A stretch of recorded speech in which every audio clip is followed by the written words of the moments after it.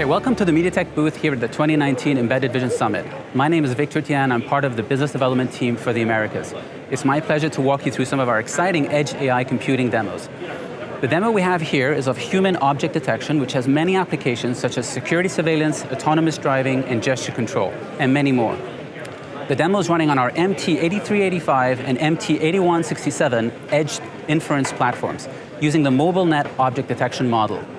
So as you can see here, as we present objects to the model, the display shows us the result in addition to the corresponding confidence score.